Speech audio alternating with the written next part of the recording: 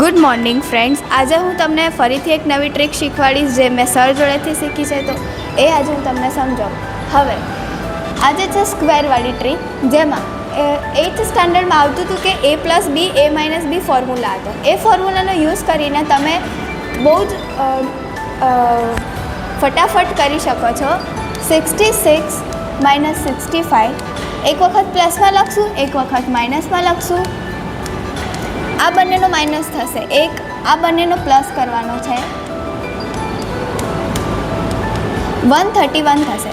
હવે 131ને એક જોડે ગુણશો તો 131 જ આવશે. આ તમારો ફાઇનલ આન્સર છે.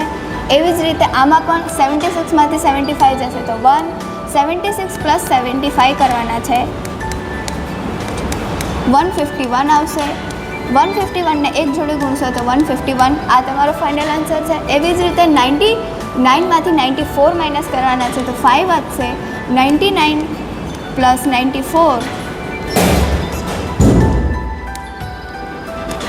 193.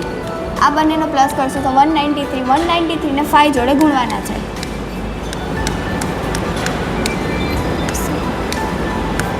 તો તમારો ફાઇનલ આન્સર આવશે 965.